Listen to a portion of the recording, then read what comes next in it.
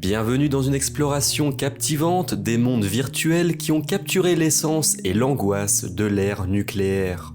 Salut les petits joueurs, c'est Yas. Cette semaine, on explore un sujet aussi vaste que complexe, la bombe atomique. À travers les lentilles immersives des jeux vidéo, nous allons explorer comment cette arme destructrice a été représentée, abordée et intégrée dans des univers fictifs, suscitant à la fois réflexion et émotion chez les joueurs. La bombe atomique, symbole de puissance dévastatrice et de destruction massive, a laissé une empreinte indélébile sur l'histoire et l'imaginaire collectif. Depuis les premiers essais nucléaires jusqu'aux tensions de la guerre froide et au-delà, son ombre plane comme une menace constante, nourrissant des craintes profondes et des réflexions sur l'avenir de l'humanité. Mais comment les jeux vidéo, ce média interactif en constante évolution, ont-ils choisi d'explorer ce thème délicat ? Comment ont-ils réussi à capturer la tension, la peur et les enjeux moraux associés à la bombe atomique ? C'est ce que nous allons découvrir ensemble en plongeant dans quelques-uns des titres les plus emblématiques de l'industrie vidéoludique. Installez-vous, mettez votre pouce face à vous, souriez. Préparez-vous à un voyage fascinant à travers des mondes post-apocalyptiques, des sociétés dystopiques et des univers alternatifs où la menace nucléaire plane comme une épée de Damoclès au-dessus de chacune de vos décisions et chacune de vos actions. On commence en plongeant dans l'univers post-apocalyptique de Fallout, où la bombe atomique est au cœur de l'intrigue. Accrochez-vous, ça va détonner. Dans Fallout, on est plongé dans un monde ravagé par une guerre nucléaire, mais ce n'est pas juste un désert radioactif, c'est un terrain de jeu gigantesque rempli de dangers et de mystères. L'histoire se déroule après une divergence historique où les États-Unis des années 50 ont continué sur la voie de la technologie nucléaire, jusqu'à ce que ça tourne au vinaigre. Le premier jeu de la série, sorti en 1997, nous catapulte dans un univers rétro-futuriste où la société a été détruite par une guerre nucléaire. Les survivants tentent de reconstruire une nouvelle société, mais les vestiges du passé hantent chaque recoin. Imaginez juste, vous êtes là à explorer un paysage post-apocalyptique, essayant de récupérer des boîtes de conserve et de l'eau embouteillée, et soudain, boum, une bombe atomique explose au loin. C'est comme si le jeu lui-même vous disait « Oh, vous pensez que vous aviez des problèmes ? Eh bien maintenant, vous avez des mutants radioactifs à gérer aussi. » L'ambiance est sombre, avec des vestiges de la civilisation passée à chaque coin de rue. Ça donne des frissons. Ce qui est intéressant, c'est que Fallout explore les thèmes complexes de la survie, de la moralité et des conséquences de nos actions. Chaque décision compte et les choix moraux sont souvent flous. Tu peux être un héros, un escroc ou même un dictateur impitoyable. La liberté de choix est immense et ça influence directement le monde qui t'entoure. Ensuite vient Fallout 3 qui nous plonge dans les ruines de Washington DC. Les abris souterrains, appelés Vault, deviennent des refuges pour les survivants. Mais même là, la paix est fragile. Les factions se battent pour le pouvoir, les mutants rôdent dans les rues et les technologies pré-guerre sont à double tranchant. Vient après Fallout New Vegas, c'est un peu comme un western post-apocalyptique, on est dans le désert du Nevada, où les grandes puissances se disputent dans le contrôle de la région. C'est un mélange de violence, de politique et de trahison. Tu te retrouves entre les feux croisés de différentes factions, chacune avec ses propres motivations. Et enfin, Fallout 4 nous emmène à Boston où on explore les thèmes de la paternité, de la perte et de la quête de sens. Le monde est plus dynamique que jamais, avec des colonies à construire, des compagnons à recruter et une multitude de quêtes à découvrir. La série des Fallout, c'est bien plus que de simples jeux de survie post-apocalyptique, c'est une expérience immersive qui te laisse explorer les profondeurs de l'âme humaine, le tout dans un monde déchiré par la bombe atomique. Alors, prêt à affronter les radiations et à forger ton destin dans les cendres de l'ancien monde ? On continue dans l'univers sombre et claustrophobique de Metro, où la bombe atomique a laissé son empreinte dévastatrice. Préparez-vous à affronter les ténèbres et à découvrir comment ce jeu aborde le sujet de manière captivante. Dans Metro, on est catapulté dans un monde post-apocalyptique, où la surface de la Terre est devenue inhabitable après une guerre nucléaire dévastatrice. Les survivants se sont réfugiés dans les souterrains du métro de Moscou, cherchant refuge dans les tunnels sombres et hostiles. Ce qui rend Metro si captivant, c'est son ambiance oppressante et immersive. Les tunnels du métro sont remplis de dangers, qu'il s'agisse de créatures mutantes, de bandits sans foi ni loi, ou simplement de l'obscurité elle-même. Chaque pas que vous faites est empreint de tension, car vous ne savez jamais ce qui vous attend au détour d'un couloir. Dans l'univers de Metro, la bombe atomique est comme le méchant qui n'a pas été invité à la fête, mais qui a quand même décidé de venir et de ruiner ruiner tout le monde.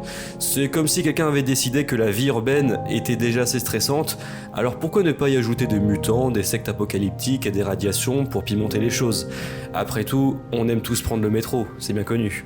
Mais Métro ne se contente pas de vous plonger dans un monde de désolation et de danger.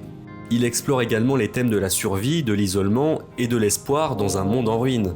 Les personnages que vous rencontrez ont tous leur propre histoire et leur propre lutte, ce qui ajoute une dimension émotionnelle profonde à l'expérience de jeu. De plus, Metro aborde également les conséquences à long terme de la guerre nucléaire. Les survivants doivent faire face à la radiation, à la maladie et à la mutation, ce qui rend chaque jour une lutte pour la survie. Mais malgré tout ça, il y a toujours un espoir de trouver un avenir meilleur, que ce soit dans les profondeurs du métro ou à la surface irradiée. Graphiquement, le jeu est époustouflant, les détails des décors, les effets de lumière et les animations contribuent tous à créer une atmosphère immersive et terrifiante. Chaque environnement est soigneusement conçu pour vous plonger encore plus profondément dans ce monde post-apocalyptique. Alors, est-ce que vous êtes prêt à plonger dans les profondeurs du métro et affronter les horreurs qui vous attendent? Et quand je dis ça, je parle pas du ticket à 4 €.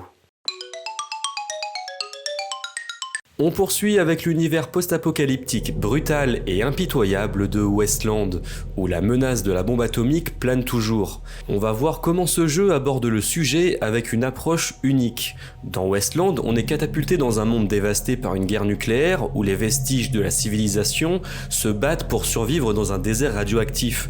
Dans cet univers post-apocalyptique, la bombe atomique, c'est comme la star de cinéma sur le point de remporter un Oscar pour meilleure destruction de monde.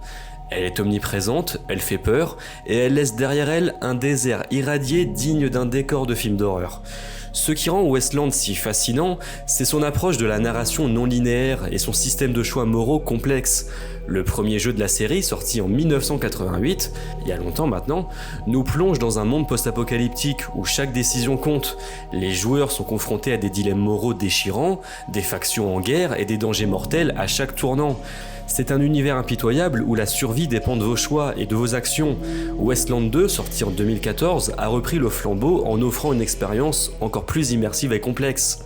Les joueurs sont chargés de diriger une équipe de rangers à travers les terres désolées, enquêtant sur des mystères, combattant des monstres mutants et interagissant avec des personnages hauts en couleur. On peut y voir là un parallèle avec Fallout.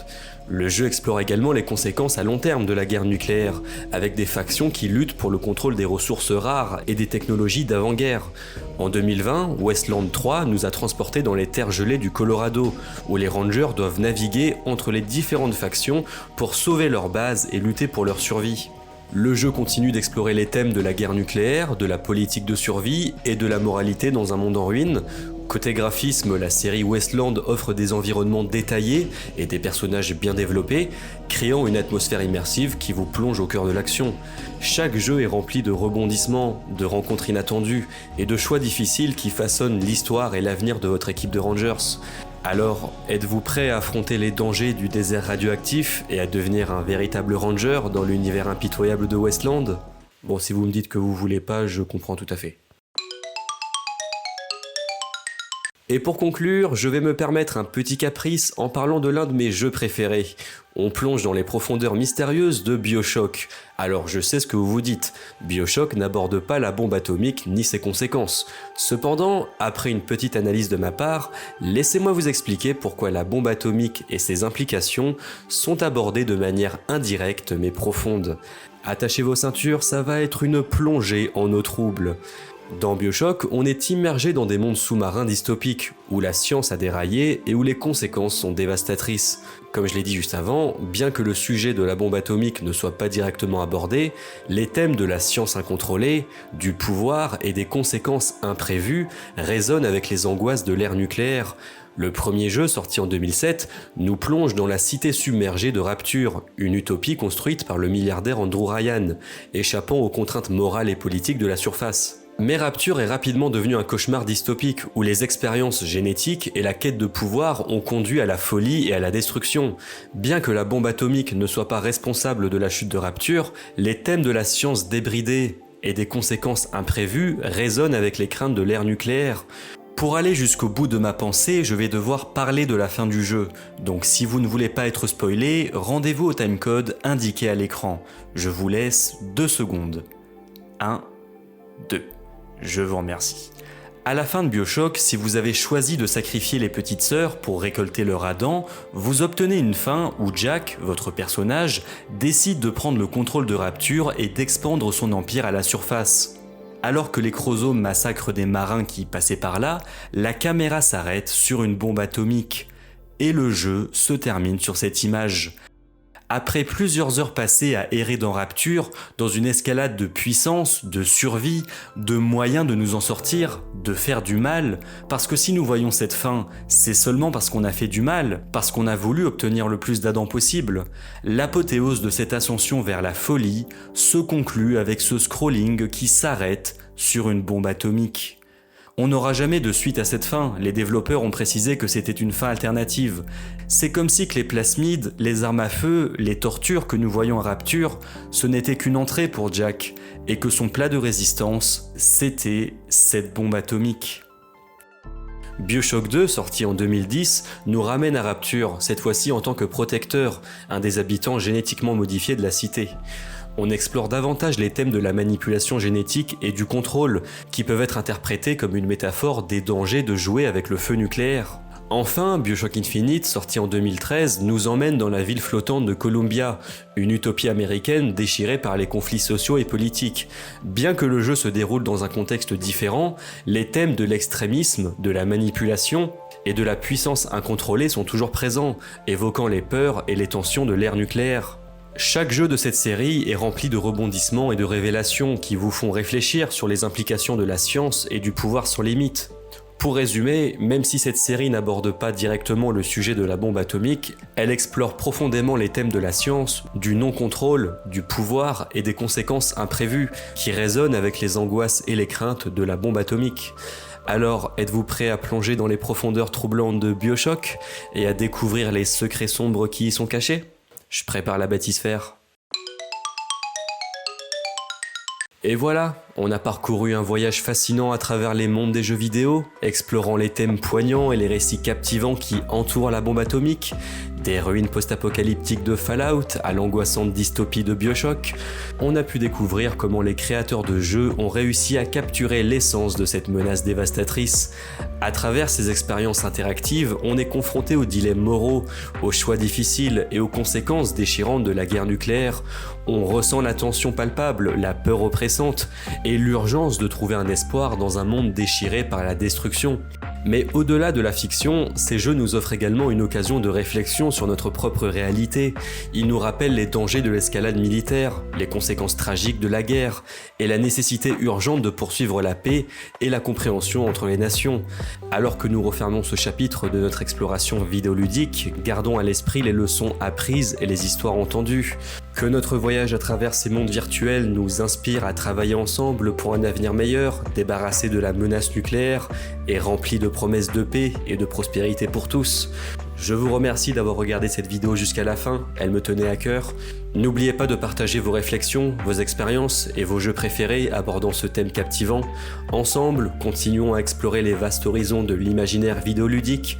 Et surtout n'oubliez pas, dans le jeu comme dans la vie, la paix, c'est la véritable victoire. Sur ce, je vous souhaite la bonne vie, profitez de la vie et profitez de vos proches.